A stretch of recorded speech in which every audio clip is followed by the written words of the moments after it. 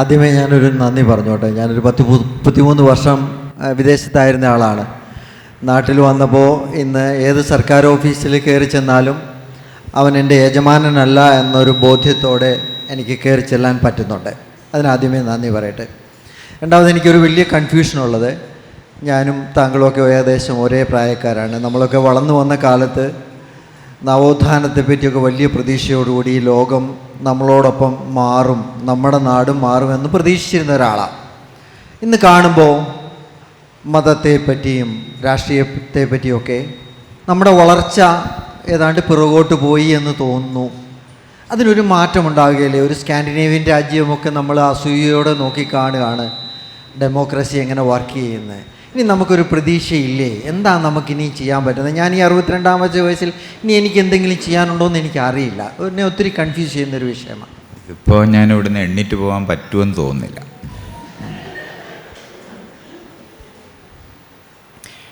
ഞാൻ ഏറ്റവും ചുരുങ്ങിയ വരികളിൽ ഈ ഒരു പ്രശ്നം,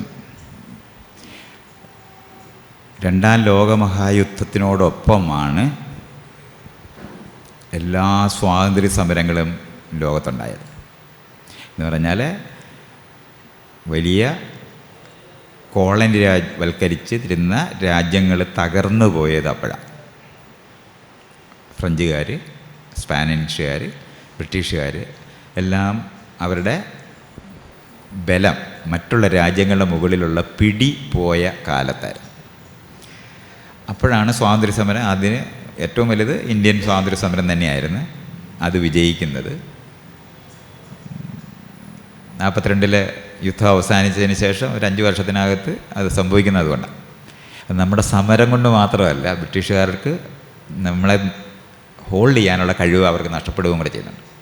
പക്ഷേ ഈ അല എവിടെല്ലാം കോളനൈസേഷൻ നടന്നോ അവിടെ എല്ലാം നടക്കുകയും ചെയ്തു.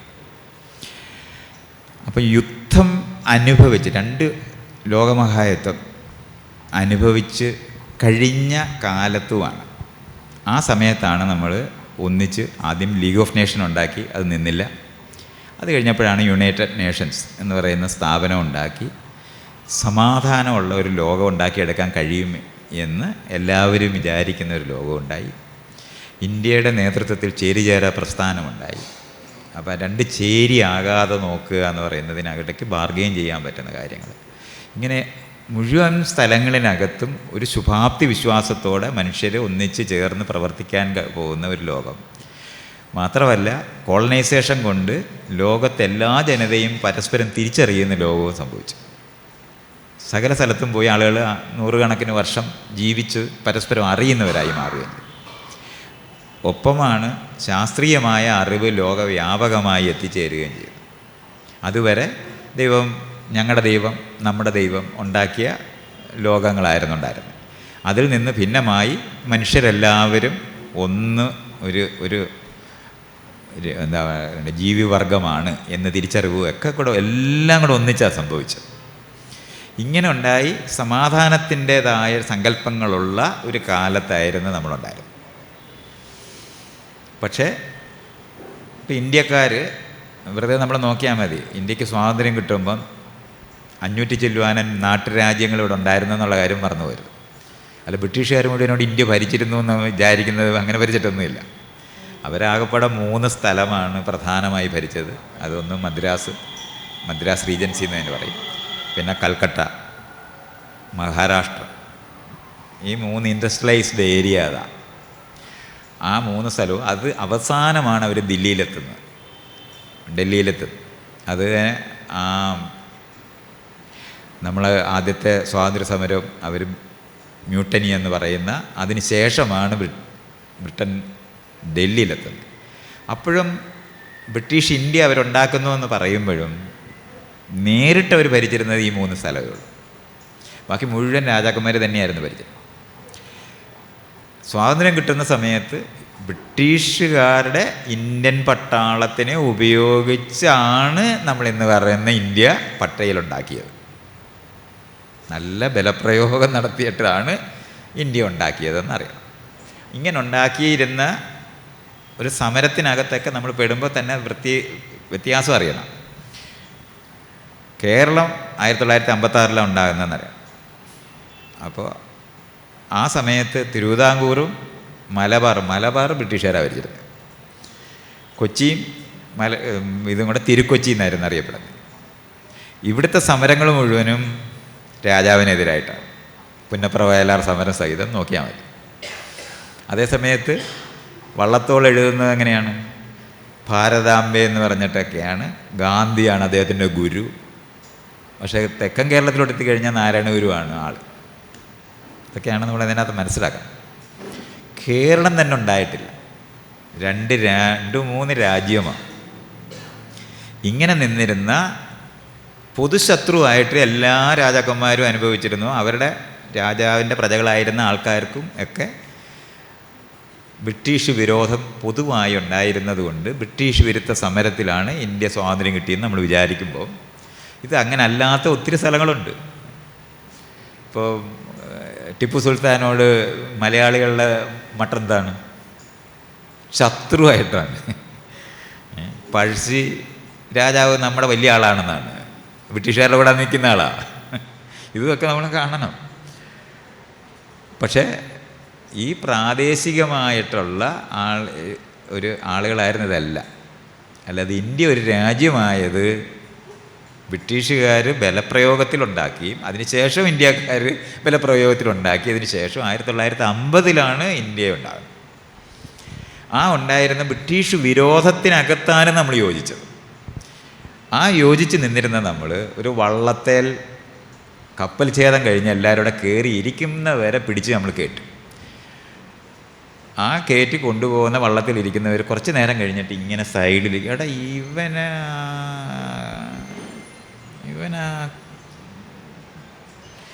ഇങ്ങനെ നോക്ക്, ഇങ്ങനെ കുറച്ച് പറയും, ഇവനെ മീൻ പിടിക്കാൻ പോകുന്നവൻ്റെ മോനാന്ന് അപ്പം അറിഞ്ഞു പോകും.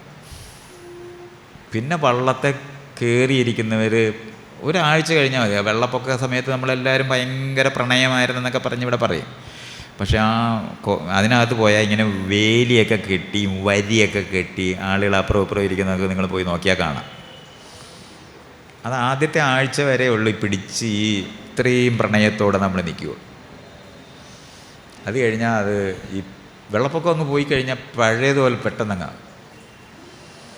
ബ്രിട്ടീഷുകാരങ്ങ് പോയി കഴിഞ്ഞപ്പോൾ നമ്മൾ ബ്രാഹ്മണനും ശൂദ്രനും എല്ലാം പ്രത്യക്ഷപ്പെട്ടു. ഇത്രയാണ് സംഭവിച്ചത്. ഇത് ലോകവ്യാപകമായി എല്ലായിടവും സംഭവിച്ചിട്ടുണ്ട്. അപ്പോൾ ഈ യുദ്ധമൊക്കെ കഴിഞ്ഞ് സമാധാനം വേണമെന്നൊക്കെ പറയുമ്പോഴേ ഈ അപ്പുറത്തിരിക്കുന്നവനെ പറ്റിയുള്ള ഓർമ്മ വന്നതാണ് ഇപ്പോഴത്തെ കാലത്ത് നമ്മൾ ഇരിക്കുന്നത്. ഇനി ചിലപ്പോൾ ഒരു യുദ്ധം ഉണ്ടായാലേ നമ്മൾ കുറച്ച് ഒന്ന് നേരെ ആവുകയുള്ളൂ. പക്ഷേ അത് യുദ്ധം ഉണ്ടായിപ്പോയാൽ എളുപ്പമല്ല. കാരണം വളരെ വലിയ ഭീകരമായ ആയുധങ്ങളൊക്കെ ഉള്ള ഒരു കാലത്താണ് നമ്മളുള്ളത്. അതുകൊണ്ട് നമ്മൾ വിചാരിക്കുന്നത് പോലെ ഒരു യോജിപ്പ് ആ സ്വാതന്ത്ര്യ സമരത്തിന് ശേഷം അതിൻ്റെ പങ്കാളികളായിരുന്നവരെല്ലാം ചത്ത് തീർന്നു. മക്കൾ പറഞ്ഞു കേട്ടവരായിരുന്നു. ഇപ്പോഴത്തെ തലമുറ ഈ സ്വാതന്ത്ര്യ സമരം കേട്ടിട്ട് പോലും ഇല്ലാത്തവർ. അപ്പോൾ ഈ സ്വന്തം കാര്യം നോക്കി ജോലി മേടിക്കാൻ പോയവരുടെ മക്കളെ ഇപ്പോൾ ഉള്ളു, അവരായിപ്പോൾ ഉള്ളത്. അപ്പം ഇന്ത്യ പോലുള്ള രാജ്യം മാത്രമല്ല, ലോകവ്യാപകമായ ഈ പ്രശ്നമുണ്ട്. പിന്നെ എപ്പോഴും നമ്മൾ വിചാരിക്കുന്ന പോലെയല്ല. ദാരിദ്ര്യം വരിക, അതുപോലെ തന്നെ ഭയങ്കര മഹാരോഗങ്ങൾ വരിക, അതുപോലെ തന്നെ ഈ ഡ്രോട്ട്, വെള്ളപ്പൊക്കം, ഇതുപോലുള്ള സാധനങ്ങൾ സംഭവിച്ചു കഴിഞ്ഞാൽ തെള്ളുള്ള ബസ്സിൽ കയറിയതുപോലുള്ള പ്രശ്നമായി. ആളുകളെല്ലാം വലിയ കുഴപ്പമൊന്നും ഇല്ലാത്തവരാണ്. പക്ഷെ ബസ്സിനകത്ത് തെള്ളുണ്ടായി കഴിഞ്ഞാൽ നമ്മളെല്ലാവരും പരസ്പരം വഴക്കിടും. ഇങ്ങനെയുള്ള സ്ഥലങ്ങളുണ്ട്. അപ്പോൾ കഴിഞ്ഞൊരു 100 വർഷം കൊണ്ട് 600 കോടി ജനം കൂടിയിട്ടുണ്ട്. അതുപോലെ ഒരുവിധം കൊള്ളാവുന്ന താമസിക്കാവുന്നതെല്ലാം നമ്മൾ മേപ്പോട്ട് വരെ കെട്ടിയാണ് ഇപ്പോൾ ജീവിക്കുന്നത്. അതുകൊണ്ടൊരു ഞെരുക്കമുണ്ട്. ചെറിയൊരു വേരിയേഷൻ ഉണ്ടായാൽ തന്നെ നമ്മുടെ ജീവിത നിലവാരം ഇടിയുന്ന ഒത്തിരി സന്ദർഭങ്ങളുണ്ട്. ആ സമയത്തൊക്കെ ഈ അയലത്തുള്ളവനെ പറ്റി നമ്മൾ അറിയാതെ ഓർത്തു പോകുന്ന ഒരു ജീവിയാണ് നമ്മൾ. നല്ല മനുഷ്യരല്ല നമ്മൾ, ഇങ്ങനത്തെ മനുഷ്യർ. എല്ലാ വീട്ടിനകത്തും അപ്പുറത്തെ വീട്ടിൽ പോകരുതെന്ന് പഠിപ്പിക്കുന്ന മനുഷ്യർ തന്നെയാണ്.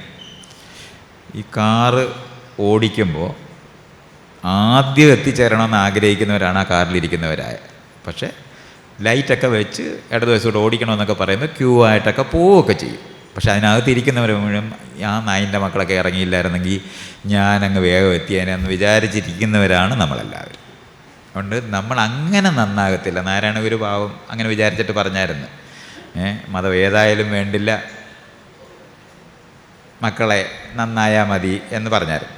അതൊന്നും അങ്ങനല്ല മനസ്സിലാക്കേണ്ടത്.